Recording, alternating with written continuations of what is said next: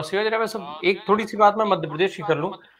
जैसा कि शुरुआती दौर में कहा जा रहा था एंटी इनकम्बेंसी, क्योंकि लंबे समय से भाजपा की वहां पर सरकार है, शिवराज सिंह चौहान मुख्यमंत्री हैं, तो एंटी इनकम्बेंसी की बात हो रही थी।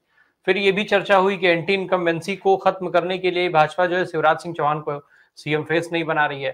तो क्या सीएम फेस शिवराज सिंह चौहान को ना बना पाने से और ये जो तमाम केंद्र से मंत्री और बड़े नेता लाए गए, चाहे वो मध्य प्रदेश में हो, राजस्थान में हो, छत्तीसगढ़ में हो, तो ये एंटी इनकम्बेंसी को खत्म करने में कामयाब दिख रही है भाजपा? क्या खबर आपके पास आ रही है इन जगहों से, चूंकि आप तमाम सारे किसान से लेकर के और श्रमिक संगठनों से आप जुड़े हुए हैं, आपकी बातचीत होती रहती है, आप जाते आते भी रहते हैं, तो क्या वहां से निकल करके आ रहा है? नहीं, भाजपा के पास जो है कोई ऐसा चेहरा नहीं है शिवराज के अलावा कि वहां पर वो पेश कर सके उसको। और शिवराज सिंह पर जो आरोप तमाम लगे हुए हैं इतने दिनों से, तो उनके विरोध में तमाम जो चीजें आई हैं, उभर करके आई हैं, उनको चेहरा नहीं बनाना चाहते। अब देखिए क्या है, बीजेपी करेक्टर क्या है।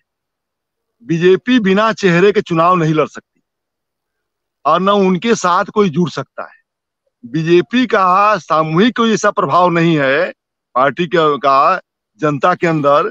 और बीजेपी का जो निगेटिव पॉइंट है वो जनता जाने की, जनता से कोई ताल्लुक नहीं है। आपने देखा होगा उत्तर प्रदेश में भी कल्याण सिंह को बैकवर्ड का चेहरा पेश किया तब चुनाव जीत पाते थे, नहीं तो चुनाव नहीं जीत पाते। उत्तर प्रदेश में दोबारा चुनाव में जोगी को फिर से कहा नहीं मुख्यमंत्री बनेंगे, प्रधानमंत्री मोदी बनेंगे, इसलिए चुनाव जीते, ये भी आप देख लीजिएगा। और अटल बिहारी वाजपेयी प्राइम मिनिस्टर बनेंगे, वो द्वंद अटल अडवाणी उनके बीच में चलता रहा, तो लोग सहमति जो बन पाती थी वो अडवाणी पर नहीं बन पाती थी, अटल जी पर बन पाती थी। ये भारतीय जनता पार्टी के अंदर कोई ऐसा उनका काम नहीं है कि पार्टी के नाते लोग में अंदर उनकी अच्छी पहचान हो, ऐसा कोई नहीं है। इसीलिए उनके यहाँ बिना चेहरे के वो लड़ नहीं सकते हैं। इन्होंने चेहरा जब कोई पेश नहीं किया तो मध्य प्रदेश के लोगों का जुड़ने कोई सवाल नहीं उठता। लेकिन अगर चेहरा भी पेश कर देते तो वहां जो स्थिति बनी हुई है पहले से, जिससे 2018 के चुनाव में तो वो चुनाव हार गए थे, तो चुनाव तो कैसे जीते, उन्होंने सरकार गिराकर सरकार बनाई, तो जनता के अंदर गुस्सा तो और था कि सरकार किसी की बनाई जाए, वोट किसी को डाला जाए, और केंद्र में सरकार ताकतवर हो तो कि सरकार अपनी बना ले, तो वो सरकार छीनने जैसा हो गया। एक तरह सरकार की लूट कहा जाए, वो सरकार की लूट हो गई। उसी तरह से महाराष्ट्र में लूट हो गई, उसी तरह से गोवा में सरकार की लूट हुई, और आपको याद होगा अरुणाचल में भी सरकार की लूट हुई थी, और वहां आपका जो है उत्तरांचल में भी लूट हुई थी। तो जो सरकार की लूट कर रहा हो तो जनता तो जान जाती है कि अब सरकार लूटना है इनको, मैंने इनके बस में पार्टी के नाम पर सरकार बनाना नहीं है, पार्टी को ऐसी साख नहीं है। इसीलिए आप देखिए कर्नाटका में भी सिद्धारमैया का मामला फंसता रहा, और वहां जो है बुरी तरह हार गए। सारा मैंने सारी चीजें अख्तियार किया मोदी जी ने, बजरंग बली को भी अख्तियार किया, अपना गाली भी गिराया। अब देखिए कर्नाटका में कह रहे हैं 90 गालियां दी गई मुझको, तो कर्नाटका में भी 90 गालियां, और छत्तीसगढ़ में भी कह रहे हैं मुझे 90 गालियां दी गई, छत्तीसगढ़ में भी बतिया कह रहे हैं। अरे गाली तो पूरे देश को आप दे रहे हो, देश के प्रधानमंत्री पूरे देश को गाली दे रहे हैं। संसद के अंदर उनके सांसद जो है विपक्ष को गरिया रहे हैं। और आप जिस तरह से इंडिया गठबंधन को गाली दिया आपने, और जिस तरह से विपक्षी नेताओं को गाली देते हैं, और जिस तरह से मोदी ने सोनिया गांधी को गाली दिया था, वो गाली कोई नहीं दे सकता है जिस तरह से सोनिया गांधी, माने आदमी को गाली उस तरह नहीं दिया गया जिस तरह से राहुल गांधी को गाली दिया इन लोगों ने। तो गाली तो सबसे ज्यादा ये देते हैं और अपने गिनाते हैं कि मुझे गालियां दी गई। अरे गाली तो जनता देगी आपको, इसलिए कि आपने गाली खाने काम किया है 9 सालों के, 9.5 सालों के अंदर, यानी पौने 10 साल होने जा रहा है। अभी चुनाव हो जाएगा थोड़ी देर में, तो कुछ दिनों में केंद्र का, लोकसभा का। लेकिन जितनी गालियां आपने दिया है प्रधानमंत्री की हैसियत से और गैर प्रधानमंत्री की हैसियत से, इतना गाली कोई राजनैतिक व्यक्ति नहीं दे सकता है। और जिसका आचरण ऐसा हो कि जो भद्दी गाली आम जनता भी या चौराहे का छिछोरा भी नहीं गाली दे सकता है, उस किस्म की गालियां आपने दिया है विपक्ष को और तमाम दलों के लोगों को। वो गाली कोई नहीं दे सकता, तो गालियां गिनाएंगे, तो गालियां जब गिनाते तो लोग हंसते हैं। भाई गाली खाने काम तो कर ही रहे हो, कितनी गालियां गिनाओगे? आपने क्या क्या नहीं किया है? अपने अपनी मीडिया को लगा करके जिस तरह से विपक्ष को गाली दिलवाया, कोई दिलवाएगा क्या इतना गाली? पार्लियामेंट के अंदर जिस तरह से गाली दी, अभी जो महुआ मोइत्रा को जो गाली दिया गया, जिस तरह से गालियां दी गई, जिस तरह से इनका आईटी सेल बनाकर गाली दिलवाया इन्होंने, तो गाली तो प्रधानमंत्री ने दिलवाया। किसी की हैसियत है देश में कि आईटी सेल बना करके गाली दिलवा देना बिना प्रधानमंत्री की मर्जी के? ये हैसियत किसी की नहीं है।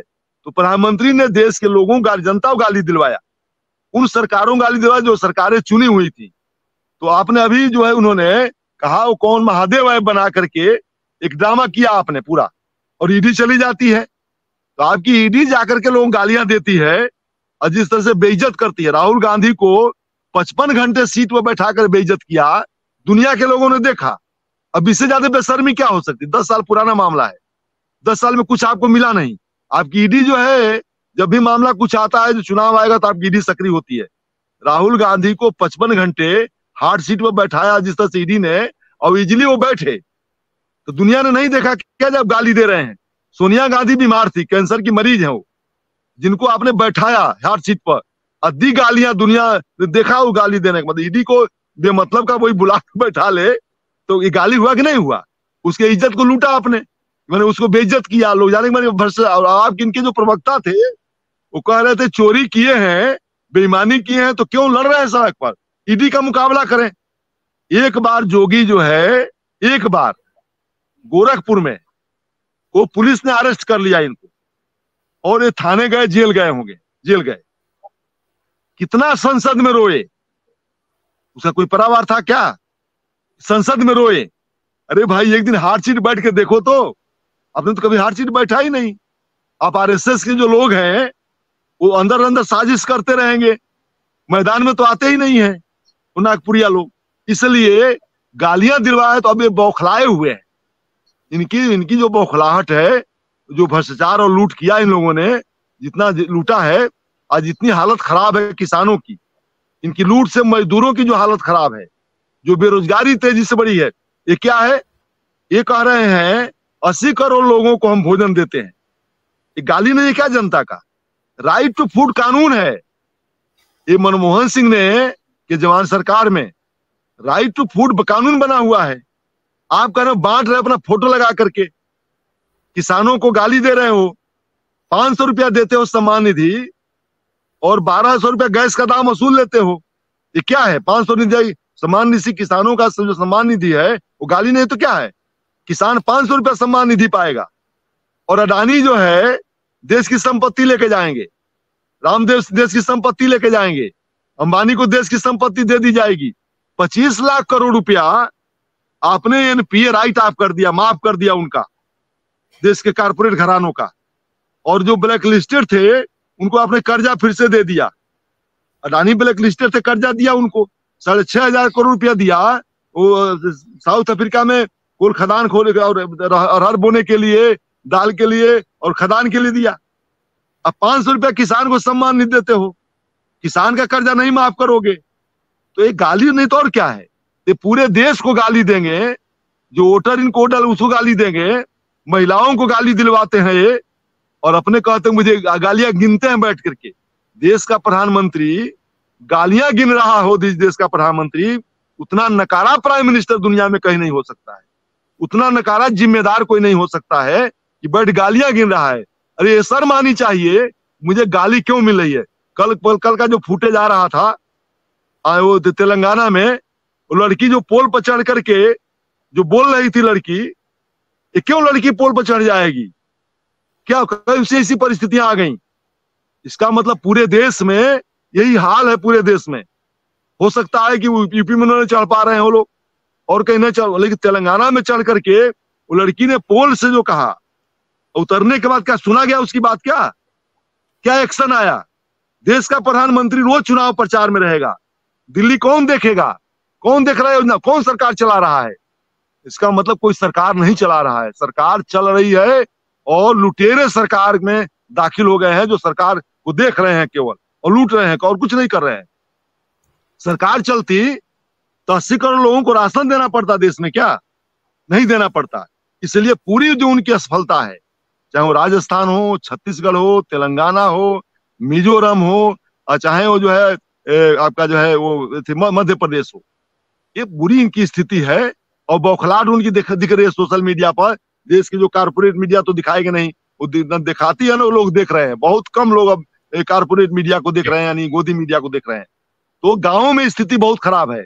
मैं अभी इधर गाँव में आया, 5-7 दिन से दिल्ली से आया था, लखनऊ से होते हुए।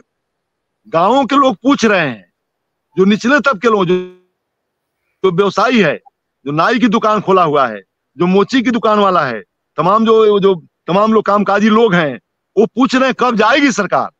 ये यूपी के हाल में बता रहा हूं आपको कि वे लोग पूछ रहे हैं। वो देखेंगे भाई, अभी 3-4 दिन पहले की बात है, वो दुकान छोड़ के आके पूछे कि सरकार कब जाएगी, हम लोग मर रहे हैं भूखे, मजदूरी नहीं मिल रही हम लोगों को, काम हमारे पास नहीं आ रहा है। तो जिसके पास पैसा जब गाँव में नहीं रहेगा तो काम कहाँ से करेंगे।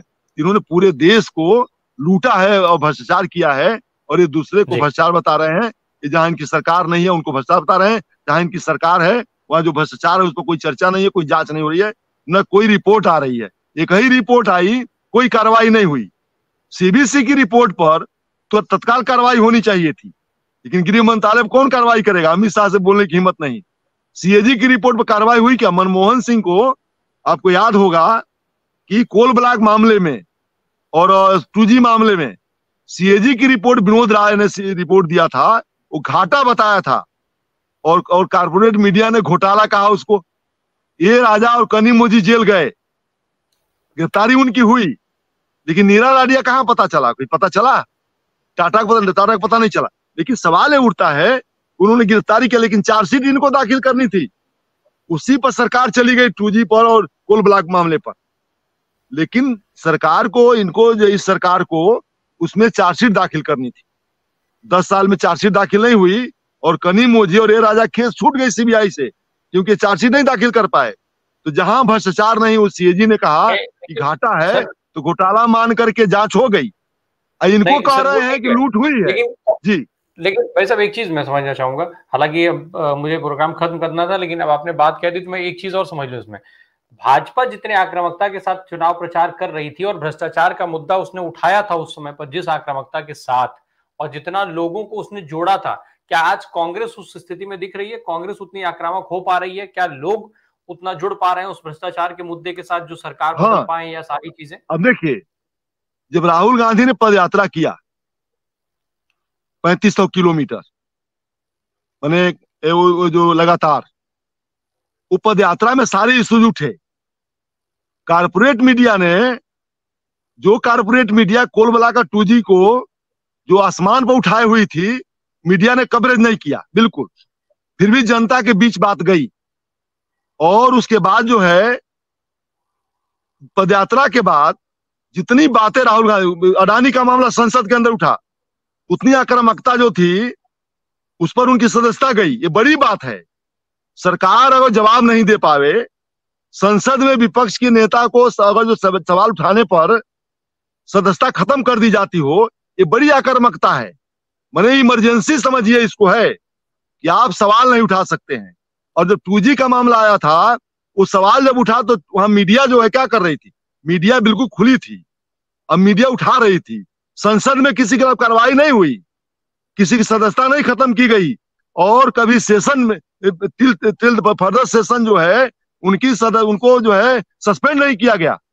यहाँ देखिए, लगातार जो है सवाल खड़ा करने पर जो हमारी वो जो आक्रामक लोग हैं, सवाल पर खड़ा करते हैं, उन पर कितने हमले हुए। अभी महुआ मोइत्रा के साथ क्या हो रहा है, कैसे बेइज्जत किया गया। एक सवाल उन्होंने अडानी का उठाया था, कितना बेइज्जत किया गया। उस संसद में, मनमोहन सिंह की सरकार में, संसद में कोई सस्पेंड नहीं किया गया कि नहीं आपने सवाल उठाया 2G का, इसे सस्पेंड कर दिया जाएगा। बल्कि वह जांच हुई, तो जांच के दौरान सीबीआई वो गिरफ्तारी हुई, कनिमोझी की और ए राजा की और कुछ और लोगों की गिरफ्तारी हुई। ये चार्जशीट दाखिल नहीं पड़े। सवाल यह असली है कि इमरजेंसी के दौरान सवाल नहीं उठा सकते आप। यहाँ सवाल उठ रहे हैं, और जब सवाल उठ रहे हैं तो कार्रवाई हो रही है। इसका मतलब यह है कि सवाल की धार बहुत तीखी है, बहुत तीखी है। और सोचिए, दिल्ली के सड़क पर जिस तरह से ब्रजभूषण शरण सिंह के खिलाफ हमारे देश के एथलेटिक्स जो है सड़क पर उतरे, महिलाओं के साथ बेइज्जत किया गया, एक सांसद की सदस्यता नहीं गई, वो जेल नहीं गई, सजा छोड़िए जेल नहीं गया सांसद। इसका मतलब है इमरजेंसी से खतरनाक स्थिति है और उसमें भी लोग लड़ रहे हैं, तेजी से सड़क पर हैं। आजम खां के साथ क्या हुआ, अब देखिए पूरे लगातार जो है आने के बाद जो घटना घटी है, तो जो घटनाएं घट रही हैं और जिस तरह से फोर्सली दबाया जाता है, ये इमरजेंसी से भी खतरनाक दौर में भी सवाल हम खड़ा कर रहे हैं। वो राहुल गांधी हो, विपक्ष के नेता हो, सारे लोग सवाल खड़ा कर। जी